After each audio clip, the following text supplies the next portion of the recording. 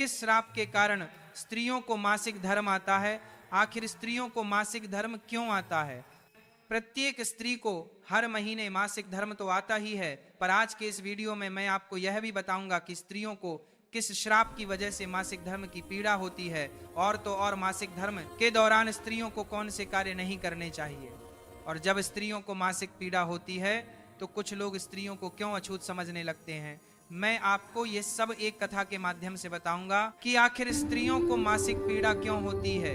तो मित्रों, चलिए जानते हैं आखिर किस श्राप के कारण स्त्रियों को मासिक धर्म आता है। आइए इस कहानी के मध्य से आपको समझने का प्रयास करते हैं कि आखिर स्त्रियों को मासिक धर्म क्यों आता है। एक बार मां लक्ष्मी भगवान विष्णु से पूछती हैं, हे प्रभु, आज मेरे मन में एक प्रश्न को लेकर शंका उत्पन्न हो रही है।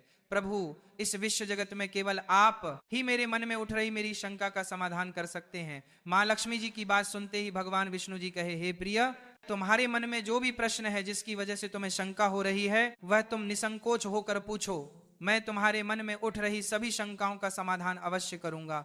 तब मां लक्ष्मी जी कहती हैं, हे नाथ, वह कौन सा श्राप है जिसके कारण स्त्रियों को मासिक धर्म की पीड़ा सहन करनी पड़ती है? माता लक्ष्मी ने अपना दूसरा प्रश्न पूछते हुए कहा, हे प्रभु, एक स्त्री को मासिक धर्म में वह कौन से कार्य नहीं करने चाहिए जिससे वह अपने ऊपर लगने वाले पाप से बच सके? तब भगवान विष्णु कहते हैं, हे लक्ष्मी, तुमने संपूर्ण मानव जाति के कल्याण हेतु अत्यंत उत्तम प्रश्न किया है। मैं तुम्हारे इन सभी प्रश्नों का उत्तर तुम्हें बलराम नामक एक पुरुष के जीवन में हुई घटनाओं के मध्य से दूंगा, जिससे प्रिया तुम्हें तुम्हारे प्रश्नों का उत्तर इस कथा के माध्यम से प्राप्त हो जाएगा। यह कथा इतनी पावन है कि इस कथा के श्रवण करने मात्र से ही समस्त मनुष्यों के पापों का नाश हो जाता है। जो भी गृहस्थ जीवन में है और वह पति पत्नी इस कथा को ध्यान पूर्वक सुनते हैं तो उन्हें सुख और सौभाग्य की प्राप्ति होती है। इसलिए हे देवी लक्ष्मी, मैं जो कथा आपको सुनाने जा रहा हूं, आप भी इस कथा को ध्यान पूर्वक पूरा अंत तक अवश्य सुनिएगा। अब देवी लक्ष्मी कहती है, हे नाथ, यह बलराम कौन था और उनके जीवन में कौन सी घटनाएं हुई थी? हे प्रभु, मैं इस कथा को सुनने के लिए उतावली हो रही हूं, कृपया आप इस कथा को मुझे सुनाइए। मैं इसे ध्यान पूर्वक पूरा अवश्य सुनूंगी और संपूर्ण विश्व जगत में विख्यात भी करूंगी। तब भगवान विष्णु कथा सुनाना आरंभ करते हैं और कहते हैं कि हे देवी लक्ष्मी, पूर्व काल की बात है। निर्मल देश में एक अत्यंत सुंदर नगरी थी। उस नगरी में बलराम नाम का एक ब्राह्मण रहा करता था। बलराम को समस्त वेदों और शास्त्रों का ज्ञान था। वह एक तेजवान और परम बुद्धिमान, गुणवान तथा धर्म के मार्ग में खुद की आहुति दे देने वाला एक ब्राह्मण था। सभी वर्णों के लोग बलराम को बड़ा सम्मान देते थे। बलराम प्रतिदिन यज्ञ करता था, दान धर्म के साथ संध्या उपासना भी किया करता था। बलराम पशु पुत्र बंधु बांधव तथा धन संपत्ति से संपन्न थे। बलराम की पत्नी का नाम गायत्री था। वह भी अत्यंत चरित्रवान, गुणवान तथा पतिव्रता धर्म का पालन करने वाली स्त्री थी। एक दिन बलराम और उसकी पत्नी गायत्री ने मिलकर अपने घर पर सत्यनारायण भगवान की पूजा रखी और सभी ब्राह्मणों को स्वयं जाकर निमंत्रण दिया। साथ ही नगर में निवास करने वाले समस्त मनुष्यों को उसने पूजा के लिए बुलाया। बलराम की पत्नी गायत्री ने अपने घर पर अनेक प्रकार का भोजन भी बनाया था और सभी को भोजन के लिए बुलाया। उसके बाद पूजा के दिन समस्त ब्राह्मण उसके घर पर पधारे। बलराम ने सभी ब्राह्मणों का विधि पूर्वक पूजन किया और उन सभी का बड़े ही प्रेम के साथ आदर सत्कार किया। फिर बलराम ने सभी ब्राह्मणों को घर के अंदर बुलाया और उन्हें आसन देकर प्रेम के साथ बैठाकर भोजन कराया। ब्राह्मणों को भोजन कराकर उनकी भूख की तृप्ति समाप्त करने के बाद बलराम ने भगवान का स्मरण करते हुए जिन जिन को बलराम ने बुलाया था, उन सभी को वस्त्र आदि का दान करके विदा किया। वे सभी ब्राह्मण बलराम को आशीर्वाद देकर वहां से प्रस्थान कर गए। उसके बाद बलराम ने अपने परिवार के सभी मित्र, भाई, बंधु तथा अनेक भूखे लोगों को भोजन करवाया। इस प्रकार से बलराम ने सभी को भोजन कराकर और पूजा संपन्न करके सभी को विदा करके जब बलराम अपने घर के द्वार के सामने गया तो उसने देखा कि उसके घर के सामने एक कुत्ता और सूअर आपस में कुछ बात कर रहे थे। जब ब्राह्मण बलराम ने उस कुत्ता और सूअर की पूरी बात सुनी तो बलराम को बड़ा आश्चर्य हुआ। वह कुत्ता और सूअर उसके माता पिता ही थे, जो पिछले जन्म के पाप कर्मों के कारण इस जन्म में कुत्ता और सूअर बन गए हैं। तब वह ब्राह्मण बलराम मन ही मन सोचने लगा, यह दोनों तो साक्षात मेरे माता पिता हैं जो मेरे घर पर पशु बनकर आए हैं। भगवान ने किस कारण से इन दोनों को पशु बना दिया है? किस पाप के कारण मेरे माता पिता को यह पशु का शरीर प्राप्त हुआ है? बलराम ने सोचा कि अब मैं इनके उद्धार के लिए क्या करूं। इस प्रकार विचार करते हुए बलराम को रात भर नींद नहीं आई। और वह रात भर भगवान का स्मरण करते हुए वह सोच विचार करने लगा। उसने सोचा कि मैं अपने माता पिता की मुक्ति के लिए क्या करूं। तब उसे याद आया कि मेरे माता पिता की आत्मा की मुक्ति का उपाय केवल मुनि वशिष्ठ जी ही बता सकते हैं। सुबह होते ही बलराम ने स्नान आदि कार्य संपन्न करके मुनि वशिष्ठ जी से मिलने के लिए उनके आश्रम पर जा पहुंचा। आश्रम के अंदर प्रवेश करते ही मुनि वशिष्ठ जी ने बलराम का स्वागत किया और वशिष्ठ जी बलराम से कहने लगे, हे ब्राह्मण श्रेष्ठ, आप आज किस कारण से हमारे आश्रम में पधारे हैं? आप बड़े ही दुखी दिख रहे हैं। आपके दुख का कारण क्या है? बलराम कहता है, हे मुनिवर, आपको मेरा प्रेम भरा प्रणाम है। मुनिवर, आज आपके दर्शन मात्र से मेरा जन्म सफल हो गया, परंतु हे मुनिवर, यहाँ आज मैं आपके पास अपनी एक शंका को लेकर आया हूँ। कृपया आप ही अब मुझे इस दुख से बाहर निकाले। हे प्रभु, मुझे इस शंका से आजाद कीजिए। मैं अत्यंत दुखी और दुर्बल हो गया हूँ। वशिष्ठ जी ने आगे कहा कि हे ब्राह्मण देव, आप दुखी मत होइए। आपकी जो भी शंका है वह निसंकोच होकर मुझसे पूछो, मैं अवश्य तुम्हारी शंका का समाधान करूंगा। फिर बलराम कहता है, हे मुनिवर, कल मैंने अपने घर पर भगवान सत्यनारायण का पूजन करवाया था तथा अनेक ब्राह्मणों को और भूखे लोगों को भोजन कराया। मैंने सब कुछ विधि पूर्वक पूजन किया। फिर जब मैं अपने घर के बाहर अपने मेहमानों को अपने द्वार तक छोड़ने आया तो मैंने देखा कि मेरे द्वार पर एक कुत्ता और एक सुवर्णी दोनों मेरे घर के सामने खड़े होकर बात कर रहे थे।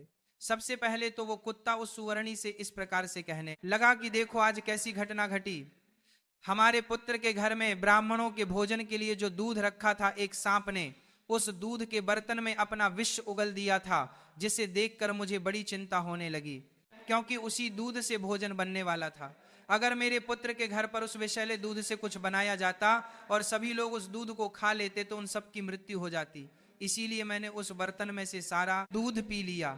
लेकिन जब मेरी बहू की दृष्टि मुझ पर पड़ी तब उसने मुझे डंडों से खूब पीटा, जिससे मेरे शरीर का अंग भंग हो गया।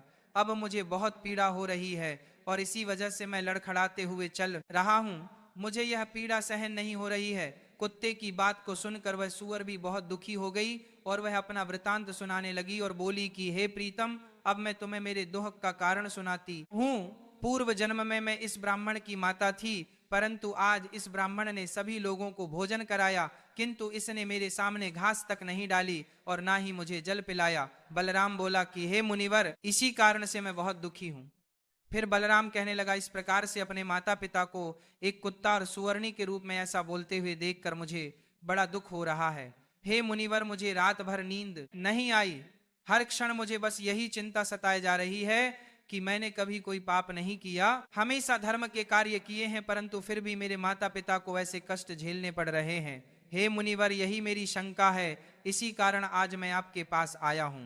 कृपया आप अपनी दिव्य शक्ति से पता करके मुझे बताइए कि किस कारण से मेरे माता पिता की ऐसी दुर्दशा हुई है और उनकी मुक्ति के लिए मुझे कौन सा कर्म करना होगा। तब मुनि वशिष्ठ जी ने ध्यान लगाते हुए वह सब कुछ देख लिया और उस ब्राह्मण के माता पिता के पूर्व जन्म के कर्मों के बारे में बलराम से कहने लगते हैं, हे ब्राह्मण, तुम्हारे माता पिता ने पिछले जन्म में घोर पाप किया है, उस पाप कर्मों के कारण आज उनकी ऐसी दुर्दशा हुई है। बलराम कहने लगता है कि हे गुरुदेव, कौन से पाप के कारण मेरे माता पिता की ऐसी दुर्दशा हुई है, कृपया मुझे उसके बारे में विस्तार से बताने की कृपा करें, मैं जानना चाहता हूं। फिर मुनि वशिष्ठ जी कहते हैं कि हे ब्राह्मण, तुम ध्यान से सुनो। यह कुत्ता जो तुम्हारे पिता है, यह पिछले जन्म में बसंत नगर के श्रेष्ठ ब्राह्मण हुआ करते थे। इन्होंने एक दिन एकादशी का व्रत रखा, परंतु यह उसका पालन ना कर सके और भोजन कर लिया था। एकादशी के व्रत के दिन तुम्हारे पिता ने दान धर्म भी नहीं किया। इन्होंने अपने द्वार पर आए हुए कुत्ते को कभी भोजन नहीं खिलाया। तुम्हारे पिता ने अपने पितरों का श्राद्ध भी विधि पूर्वक नहीं किया। तुम्हारे पिता ने पिछले जन्म में मासिक धर्म के दौरान ही तुम्हारी माता के साथ संबंध बनाया था और इसी पाप के कारण तुम्हारे पिताजी को इस जन्म में कुत्ता का जन्म मिला है। ब्राह्मण पुत्र, अब तुम अपनी माता के बारे में सुनो। तुम्हारी माता ने मासिक धर्म में होते हुए भी भोजन बनाया। मासिक धर्म के दौरान ही इसने भगवान की पूजा उपासना की, तुलसी को जल चढ़ाया। मासिक धर्म में होते हुए भी तुम्हारी माता ने भगवान को भोग लगाया, इसी कारण से इसे महापाप लगा है। मासिक धर्म के दौरान स्त्री 3 से 5 दिनों के लिए अपवित्र हो जाती है। मासिक धर्म के दौरान स्त्री को पूजा पाठ नहीं करना चाहिए, ना ही सत्संग करना चाहिए। प्रत्येक स्त्री को इन 3 से 5 दिनों में अपने बाल भी नहीं धोने चाहिए, इससे उसके पति की आयु कम होती है। मासिक धर्म के दौरान पेड़ पौधों को स्पर्श नहीं करना चाहिए। मासिक धर्म में स्त्री के साथ संबंध भी नहीं बनाना चाहिए। वह मुनिवर अब आगे कहते हैं कि जो पुरुष मासिक धर्म में स्त्री के साथ संबंध बनाता है उसे ब्रह्म हत्या का पाप लगता है। जो पुरुष उसे वक्त के समय में स्त्री के वस्त्रों को स्पर्श करता है उसे भी पाप लगता है। मासिक धर्म स्त्री के शरीर में 3 से 5 दिनों तक ब्रह्म हत्या का पाप निवास करता है और छठवें दिन ही वह स्नान करके पवित्र हो जाती है। छठवें दिन स्नान करने के पश्चात स्त्री को अपने पति का मुख देखना चाहिए, अन्य किसी पुरुष का मुख नहीं देखना चाहिए। यदि पति समीप ना हो तो सूर्यदेव के दर्शन करने चाहिए। गुरु वशिष्ठ बलराम से कहते हैं, हे ब्राह्मण श्रेष्ठ, इसी पाप के कारण तुम्हारे पिता को कुत्ता और तुम्हारी माता को सूअर का जन्म प्राप्त हुआ है। बलराम कहता है, हे मुनिवर, अब आप मुझे मेरे माता पिता की मुक्ति के लिए उपाय बताने की कृपा करें। तब वशिष्ठ जी अपनी दिव्य दृष्टि से इसका मार्ग भी देख लेते हैं और कहते हैं कि हे ब्राह्मण, तुम किसी भी अमावस्या के दिन अपने माता पिता की मुक्ति के लिए श्राद्ध तथा तर्पण करो और दान धर्म करो, गाय की सेवा करो, गौ माता को भोग खिलाओ और अपने माता पिता की मुक्ति के लिए भगवान से प्रार्थना करो। बलराम जैसा वशिष्ठ जी कहते हैं वैसा ही करता है और फिर उसके माता पिता को समस्त पापों से मुक्ति मिलती है। अब भगवान विष्णु देवी लक्ष्मी से कहते हैं, हे देवी, अब मैंने तुम्हें रजस्वला स्त्री को कौन से कार्य नहीं करने चाहिए इस विषय में तो बता दिया। हे देवी, अब मैं तुम्हें यह बताता हूं कि किस श्राप के कारण प्रत्येक स्त्री जाति को मासिक धर्म की कठोर पीड़ा को सहन करना पड़ता है। तब मां लक्ष्मी जी बोली, हे नाथ, आपके इस प्रश्न के उत्तर से प्रत्येक स्त्री जाति की रक्षा होगी।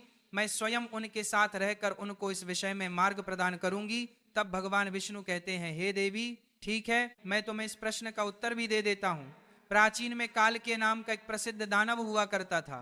दानव होने के कारण उनका स्वभाव दानवीय प्रवृत्ति का था और वह हमेशा ही युद्ध करने के लिए तत्पर रहते थे। फिर अचानक से एक दिन सभी दानव वृत्रासुर दानव के साथ मिलकर स्वर्ग लोक पर आक्रमण करने लगते हैं। उन असुरों के पास भयंकर शक्तिशाली अस्त्र खंजर थे जिसका सभी देवता सामना नहीं कर सके और स्वर्ग लोक से भागकर ब्रह्मदेव के पास आ गए और फिर उन्होंने ब्रह्मा जी को सब कुछ कह सुनाया। तब ब्रह्मदेव ने उन्हें असुरों को परास्त करने का उपाय बताते हुए कहा, हे इंद्र, तुम इसी क्षण महर्षि दधीच के पास चले जाओ। वे तुम्हें अपनी शरीर की हड्डियों से तुम्हें अस्त्र शस्त्र प्रदान करेंगे और तुम उन्हीं अस्त्रों का प्रयोग करके वृत्रासुर का वध कर सकोगे। फिर सभी देवता महर्षि दधीच के आश्रम पर जाते हैं और वे सभी उनसे प्रार्थना करते हैं और महर्षि दधीच से अस्त्र प्रदान करने की विनती करते हैं। फिर संसार के कल्याण के लिए महर्षि दधीच अपने ही शरीर की हड्डियों से अस्त्र का निर्माण करते हैं। उन्हीं अस्त्रों में से एक वज्र नाम का अस्त्र होता है, जिससे अस्त्र को देवराज इंद्र धारण कर लेते हैं और फिर से सभी देवतागण वृत्रासुर के साथ युद्ध करने के लिए निकल जाते हैं। उसके उपरांत देवताओं और दानवों के बीच भीषण युद्ध होता है।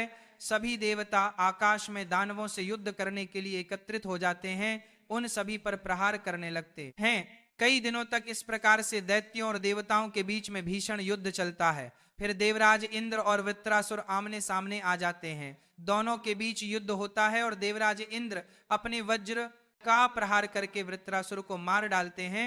उसके शरीर में एक ब्रह्म हत्या वास करती थी। वह उस दानव वृत्रासुर की मृत्यु होते ही उसके शरीर से ब्रह्म हत्या बाहर निकलते हैं और इंद्र का पीछा करने लगती है। फिर वह ब्रह्म हत्या देवराज इंद्र के शरीर में प्रवेश कर लेती है, जिससे इंद्र को ब्रह्म हत्या का पाप लगता है। देवराज इंद्र ब्रह्मदेव के पास जाते हैं और उनसे ब्रह्म हत्या से छुटकारा पाने का उपाय पूछते हैं।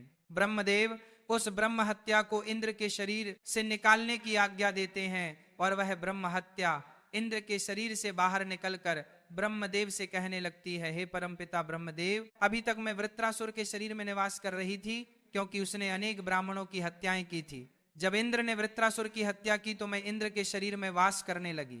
अब आप ही मुझे कोई उचित स्थान दीजिए जहां पर मैं रह सकूं। फिर ब्रह्मदेव कहते हैं, ब्रह्म हत्या मैं तुम्हें उचित स्थान देता हूं। ब्रह्मदेव ने ब्रह्म हत्या के 4 भाग कर दिए और कहा, ब्रह्म हत्या तुम्हारा 1/4 भाग अग्नि के भीतर रहेगा, क्योंकि जो भी मनुष्य अग्नि को आहुति नहीं देगा तुम उसके शरीर में प्रवेश कर लेना। ब्रह्मदेव ने फिर कहा कि तुम्हारा दूसरा 1/4 भाग जल के भीतर रहेगा। जो भी जल में थूकेगा अथवा जल में मलमूत्र का त्याग करेगा तुम उसके शरीर में प्रवेश करोगे। फिर तीसरा 1/4 भाग पेड़ पौधों और वृक्षों के भीतर रहेगा। जो भी मनुष्य अकारण ही वृक्षों को काटेगा उसे भी ब्रह्म हत्या का पाप लगेगा। उसके बाद ब्रह्मदेव ने अप्सराओं को बुलाया और कहा, हे अप्सराओं, इस ब्रह्म हत्या का 1/4 भाग तुम ग्रहण करो। फिर अप्सराएं कहने लगी, हे प्रभु, अगर आपकी यही आज्ञा है तो हम इसे आपकी आज्ञा से ग्रहण करने के लिए तैयार है, किंतु हमें भी इससे मुक्ति का कोई उपाय बताइए। फिर ब्रह्मदेव कहने लगे कि हे अप्सराओं, जो भी पुरुष मासिक धर्म में स्त्री के साथ संबंध बनाएगा उसके अंदर यह ब्रह्म हत्या प्रवेश कर जाएगी। इस प्रकार से ब्रह्म हत्या के 4 भाग हुए, एक अग्नि में, दूसरा जल में, तीसरा वृक्षों में और चौथा स्त्रियों के अंदर प्रवेश कर गया। उसी ब्रह्म हत्या के भाग के कारण स्त्रियों को मासिक धर्म आता है। जो भी पुरुष मासिक धर्म के दौरान स्त्रियों को स्पर्श करता है अथवा उनके साथ संबंध बनाता है उसे ब्रह्म हत्या का पाप लगता है। अब आगे भगवान विष्णु कहते हैं, हे देवी, इस प्रकार से मैंने आपको स्त्री के रजस्वला होने के पीछे की कथा और रजस्वला स्त्री को कौन से कार्य नहीं करने चाहिए इसके विषय में बता दिए हैं। अब माता लक्ष्मी कहती हैं, हे प्रभु, आज आपने मुझे बहुत ही महत्वपूर्ण ज्ञान दिए हैं। मैं भी आपको वचन देती हूं, जो भी स्त्री मासिक धर्म के दौरान पूजा पाठ करेगी, 12 पति के साथ संबंध रखेगी, उसके घर में मैं प्रवेश नहीं करूंगी। तो यही कारण है कि मासिक धर्म के दौरान किसी भी स्त्री को छूना पाप माना गया है। मासिक धर्म के दौरान स्त्रियों को यह कार्य नहीं करने चाहिए।